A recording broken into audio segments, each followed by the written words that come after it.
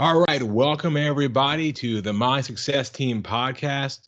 We are joined today with the one and the only, and I'm probably going to say it wrong, but hey, I have a name that always gets said wrong, so that's the way it goes. Beau Wolinsky. Welcome here, Beau. So glad to have you. Beau is the president and CEO of KC Capital Management. He's also a human-based voice specialist, which we'll have to figure out what exactly that means. And this guy literally has more acronyms behind his name than the federal government has departments, I'm pretty sure. And just to prove that, here's what he is. He's an SEC exempt IA, CFTC exempt CTA, CPO, SRO, MLPG, a wealthsignals.com author. He's a quant and arbitrageur with a bachelor's of science degree in financial economics from Center College. He's also a mathematician and computer scientist, and that's just on the weekends. Who knows what he does with all of his time. I am super impressed by that. So, Beau, I want to welcome you to the My Success Team podcast. Just for everyone out there, this is your first time here. What we focus on is helping business owners grow and scale their business. I'm joined by my partner in crime, the one and only Mike Williams. Mike, welcome as well. Always love to have you here when we can both be on here. It's not we can't always both be here, so you get both mics here. So things are very, very good there. So I do want to say this. This is the first time that we're interviewing someone with your skill set, with your expertise. So if we ask really stupid questions, just know that's just because we don't know, because this is very, very cool to get a chance to talk to a quant, to a math guy. Mike, I know you love that stuff, right? That's like your cup of tea more than me. Yeah, I enjoy it. I wouldn't say I am good at it, but I have a great appreciation for it. Just always trying to figure out how to report on this or analyze that. So I've got a great appreciation for it, and wish I was better at it myself. Wish I had all of those acronyms behind my name. Yeah, you gotta long time to earn, guys. Yeah, I can imagine. Well, I guess CFTC one. So I guess, Beau, let's get started with like the most basic stuff. Kind of tell us about yourself, your background, how you got to be Beau with all those acronyms. Well, as I grew up, I saw the late 90s boom in stocks, and I discovered something called the SOS bandits. That's SOES. And these were basically just pingers that would rip off 100 shares for a penny to make a buck off of the market makers. And I thought that was great. I'll just get a computer to do that all day. And with the HFT now dominating the market, I thought that I'd do it myself. And HFT isn't something that I'm inexperienced with, but it's something I tried in futures more than stocks. And because I pursued that as part of my programming and, whatnot in education, as through Center College, they taught me how to program but not develop software. So I had to rely on software developers for things like WealthLab Pro, Multicharts, and Quantacula, NinjaTrader, and TradeStation. I'm sure you are all familiar with at least one of those. So I've worked in those fields and had to gather data sets to work with in order to become the trader that I am today. And the mathematics behind the algorithm that I'm trying to promote in this podcast is based on theorems that were created actually in the 1860s and advanced through the 1890s. So with mathematics from there, knowing that history, I had to research those theorems and create the performance histories that I've compiled on wealthsignals.com. So I know you guys are going to feature the link. Anyone can go to it. And that is how I began my pursuit of high finance after being offered a substantial amount of money, over six figures, to be a United States Navy nuclear engineer. I had to resign from that due to extenuating circumstances. And I decided to pursue high finance because I had programmed 3 or 4 algorithms and by a junior in college, and I got to present them to the Kentucky Math Association in 2005 as a junior in my economics and mathematics field. I had a mentor who was very impressed by my work, just the same as you are with what I presented to you. And he let me present a 30-minute long presentation called SuperBands with Linear Regression Analysis using Bollinger Bands. Now, it's just because I call them SuperBands because they're highly effective, but really it was a simple block format that let me compile the theorems of just a Bollinger Band. Now, Bollinger Band is really just a moving average period subtracted by a standard deviation. But people just call them Bollinger Bands, and I've seen John Bollinger argue that that's not the way to use them, but it's just a mathematical formula to me. So I've learned how to use the mathematical formulas for the calculus of differences that I use in the ETF pairs arbitrage algorithm, and presented that to the Kentucky Math Association in 2005. From there, I found websites like Collector 2, World Cup Advisor, and Wealth Signals, and I am now just a full-fledged Wealth Signals author, and I have other endeavors of mine that still have yet to get off the ground but have unicorn valuations. So I would choose to keep that private unless someone is interested in just Googling my name. They'll probably see it. But from that valuation, I've presented myself as an authority on the subject of arbitrage, trading, speculation, and hedging. Yeah, so basically, I probably understood about 10% of what you said, unfortunately. I'm sure people understand more. Yeah, but I think it's very, very cool and very, very interesting. And now our audience, they're not necessarily traders, they're not necessarily, understanding a lot of those terms. So I kind of want to take it a step back and just kind of talk on because what I want to get to is ultimately how can a business owner apply some of these strategies to the way they do things, and we'll come back to that. So if you guys hang out there, we're gonna get there. But I guess kind of just taking it very basically, what exactly is a quant, like, and what does it mean? In terms of a quant, it is the person that writes the algorithms that Wall Street uses either to hedge or to arbitrage or to, in general, make money against the theoretical value. And anybody can do that with my algorithm, with any amount of money, and that is what we call scalable enterprise. So if it works for very small amounts of money, you can always use larger amounts of money, and we just call that scalability. So as far as scalable enterprises go, the kinds of transactions that I see people doing are usually 2 to 5% investments of their entire accounts for 5 to 20-year periods. And I can do that. I developed algorithms for that with 97% R-squareds, and that's a statistical measure of fitness. So when I ran those, when I had Stata, and I still have Stata, but I haven't used it because I don't find it very useful compared to the ETF pairs arbitrage algorithm or the SuperBands with linear regression analysis algorithm. But the ETF pairs arbitrage algorithm is the go-to algorithm for me. And as long as I find a solution to what the value of the market should be, I can always trade against it in these instruments, especially in the NASDAQ 100. I'm a specialist really in the NASDAQ 100. I prefer to trade on the NASDAQ because I believe it is not hindered by the hybrid floor of the NYSE or the Chicago Stock Exchange or the Amex, which has floor brokers that literally try to fill big orders when they can just be done by a computer from anybody at home. So the NASDAQ 100, what kind of stocks are on that one? Like what's the? Well, really, it's the FANG stocks and Microsoft. So I call them the FANG'em. Facebook, Apple, Amazon, Netflix, Google, and Microsoft.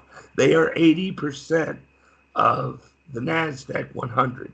So it's really the NASDAQ 5 and the other 95 to me. Wow. You know, Yeah. whatever Crazy. the other 95 do, I really don't care. Those other 5 stocks that I name are basically all of the index and all that I'm really arbitraging. So one of my biggest questions that I've always sort of had for this type of thing is, when you're building an algorithm out, how do you account for human behavior and human rationality, where there can be very, very fear-based or very, very greed-based, where they're not necessarily reacting to the fundamentals of the stock? So how do you work that into your, your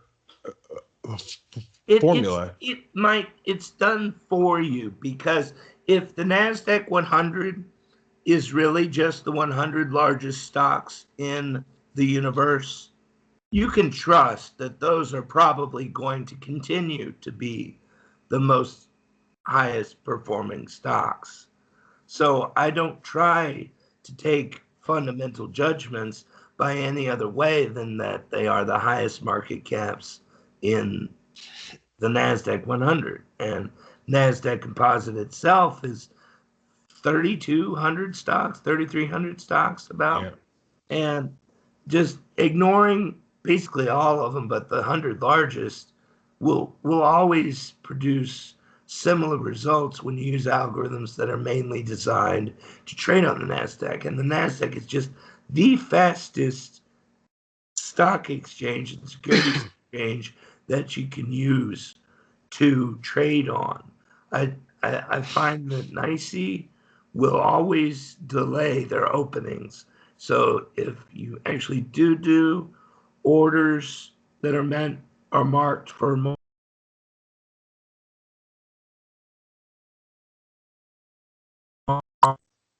reported in your back tests and forward tests, and from that you can see that there's either slippage or you're not getting the price that you expected to get, and the system doesn't perform as well. So I just mainly focus just on the NASDAQ 100 because of that reason, is that I can always get the opening price within a penny of, plus or minus. And it really does not matter. That penny is negligible with a 5% expectancy, 8% on the win side, and less than 5% loss on the downside, and 3 to 1 to 4 to 1% win percentages of 75 and 80%. So my winning months have been over 80% in Wealth Signals, and that has been what I have pursued since March 2007. This isn't something that just happened overnight, and wealthsignals.com is where I'm located. I'm sorry if I'm over promoting that, but that is seriously the best marketplace trading systems provider in the world. There's others like me on there, but no one is even close to coming to 56 2/3% annualized over their hypothetical results. And my real results are actually 50% higher than that in IRAs, because I use TQQQ and SQQQ versus the 2X leveraged instruments, QLD and QID. You'll only see the QLD and QID instruments there. So I trade TQQQ and SQQQ in my margin accounts, not just with a higher leveraged instrument, but with margin at a 75% debt to equity ratio, about 130% of equity.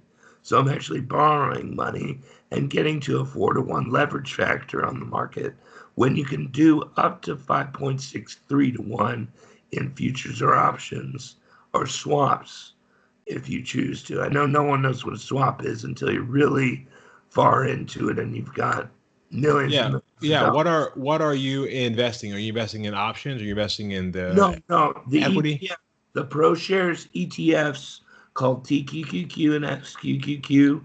They are the long inverse. They are the longs in triple leveraged instruments. And I'm basing the pairs arbitrage algorithm just on an indicator that looks at the ratio of QLD to QID. And the calculations beyond that, I know, are from very long times ago. They are from the 1860s, when pairs trading was first invented, and where people would offer stock instead of cash to buy out companies, and that would create an inversal relationship with them that you could use with these algorithms that they had back then, and they were very complicated.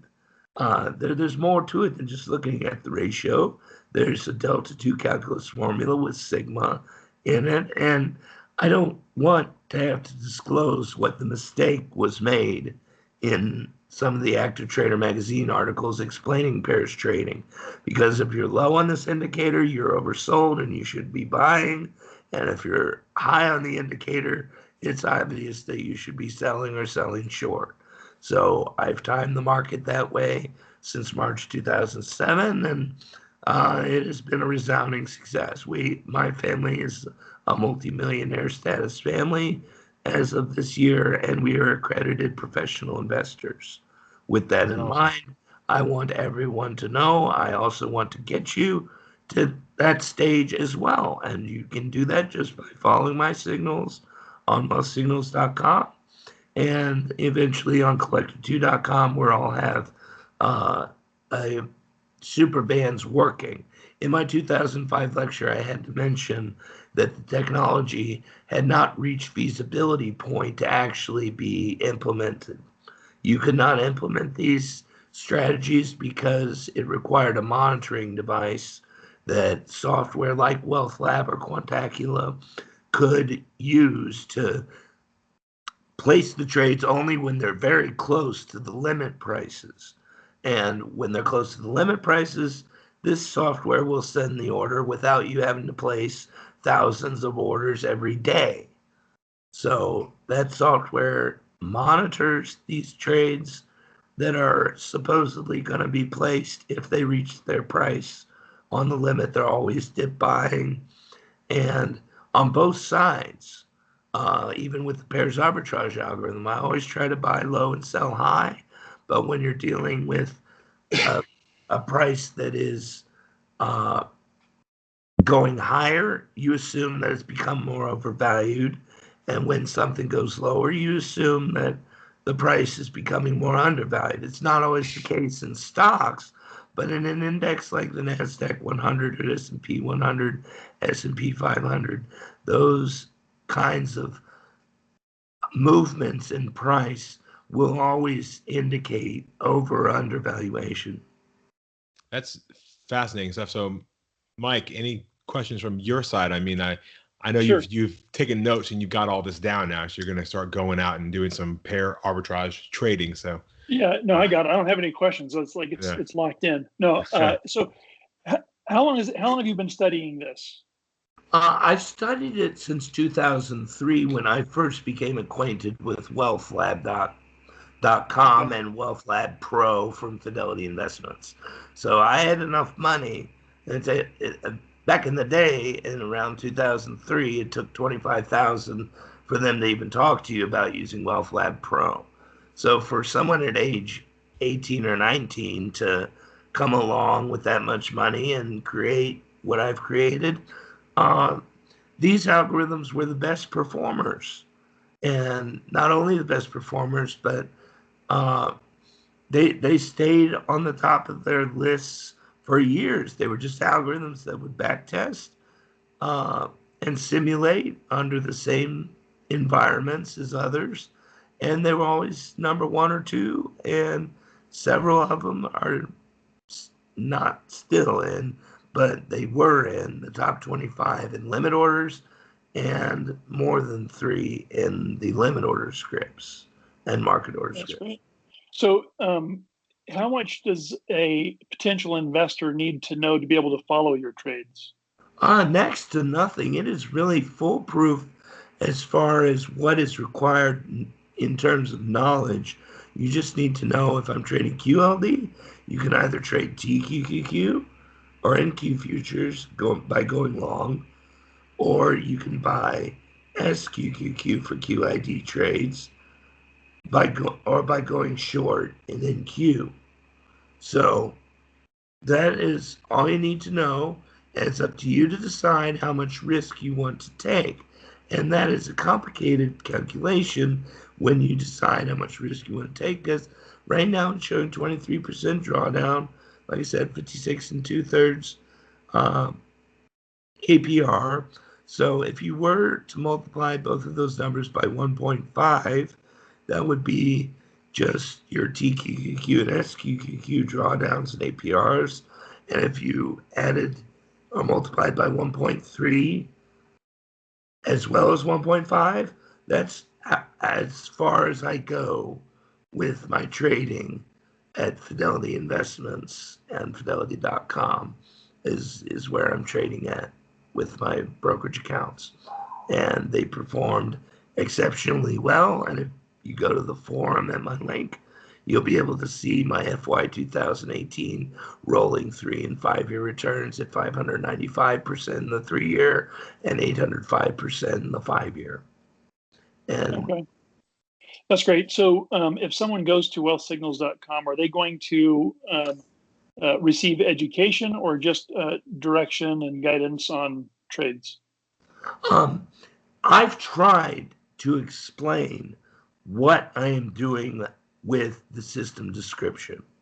And I don't want to read it to you on this podcast, but I would expect people to just read what I've written because it is way more descriptive than what other authors I feel are offering in terms of describing what they're doing to place their trades.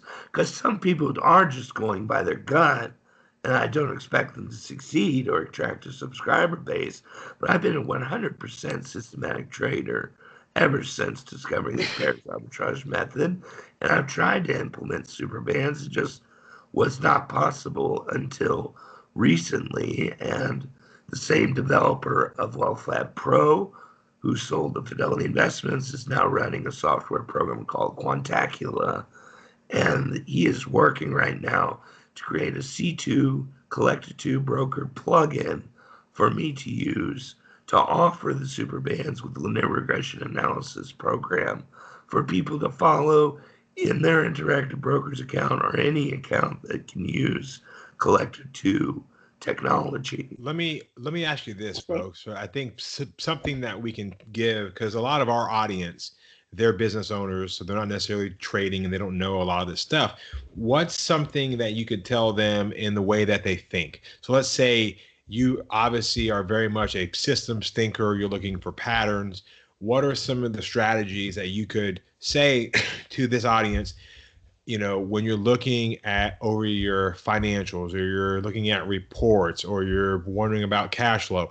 What kind of quant-like thinking would you apply to business? Like, how would you look at a company? If I always was just looking at my bottom line, I would consider that the book value of my company. And according to Warren Buffett, Benjamin Graham's method is to buy 30% below net current assets. Net current assets is a descriptive accounting method that basically reduces the value of the company down to cash and property without equipment. So basically you're left with land, cash, and nothing else. And you're only supposed to buy stocks when it goes 30% below that. So I found several stocks in the universe, less than 5 out of all the thousands that I had in my fundamental database. Basically all the stock market. I found a list of the entire stock market in America in 2005 and 2007. And I just let Benjamin Graham's method scan for those opportunities. And what I found was most of the companies were trading there because they had poison pills, not because they had any type of undervaluation. It's just, if your company's worth $40 a share in cash and you're trading at $30 or $32 a share, obviously you can buy the company. But if there's a poison pill, they're going to poison pill you, and that means issuing more stock so that you have to pay more. They get more, they raise more capital, just so they dilute what you purchased at what is obviously an undervalued price. So basically, you would say like there's not a lot that you couldn't find anything. Then you couldn't find anything that met that stringent of a There were obligation. very few, and the ones that had policies, corporate documentation that made it to be that way. So, just anything trading below cash, is worth more than what it's selling for. But the discounts, like what happens to Goldman Sachs and Morgan Stanley and Citigroup and JP Morgan, usually, in most cases, they're discounted to their book value. But that's just because they have an undervalued, I would say, procedure to keep them undervalued purposely so that investors will think there's still good stocks to buy. I've ignored financial, or basically since the financial crisis of 2008. And it's because they're really not yielding that much. And I was asked as a project that I was paid about $2,000 for to just analyze what's in the KBE and KRE indexes, or KBW and KRE indexes, to find what is called the Texas ratio, which shows the performing assets of the company versus non-performing assets. And when Bank of America bought Merrill Lynch, 97% of their loans were non-performing. And this was an investor that had a huge share in Bank of America. I'm not going to say how many millions it was, but it wasn't billions, but many millions. And I just told him, look, this is a poorly run company. 97% of their loans are non-performing or not paying anything. So that kind of analyses and brokerage, I would say proprietary information that's not inside, it's public knowledge if you're connected with a broker that is willing to give you that sort of inside track to the ratios of each company, let you collect them, and then analyze them either in Status, SAS, or Excel. That's very good info there. I enjoy that kind of, and that I kind of understood. So that was big time for me. I was following along with that. So let me ask you this. I know you don't have to, of course, say what it is, but you've got a favorite algorithm? Is it the one from ETF Arbitrage is by far my favorite algorithm. It's the time all you're doing is either placing a market order to buy or market order to sell, or in one case in the last 3 years, I have had to reverse from long to short by selling my QLD position with an order to trigger the order to buy QID. That's how I reverse. And that's going from the leveraged long, selling it, all of your account, and into the inverse, which will make money when the market goes down. Yeah, so it sounds like, the biggest thing that I think that my big takeaway for business owners or people like that, or even in investors, is you really focused in on something. Because there's this, I mean, how many stocks are there? If you're counting pink sheets, literally tens of thousands probably in all over Earth, right? But you just said, I'm going to focus in on NASDAQ, the top 100, which ends up being only the top 5 practically. Really. Yeah. So you end up being super, super focused and applying your algorithms, your formulas, your strategies, certain techniques to a very, very small piece. So that intense focus probably helped you rein in how tight you would program things to go. Like, is it all, just so I can understand it, is it all like, at the end of the day, is it all if-then statements or if-else statements? There's a lot of if-then statements, but the mathematics behind it is probably, I won't say millions of calculations, but it's at least hundreds of thousands of calculations in it. Jeez, yeah. And to get to that, I used the average profit to drawdown ratio, which was a ratio invented on collective2.com that measures the efficiency of the trader on each trade. And what that efficiency means is that I believe I have the highest APD ratio of any system that has ever been created by ETF pairs arbitrage. It's 1.53. That means for every $1,000 risked, you get $1,530 of return back. So you get all your $1,000 risked plus $1,530. And that APD ratio, I created another ratio that is called the APAD ratio, average profit to average drawdown ratio.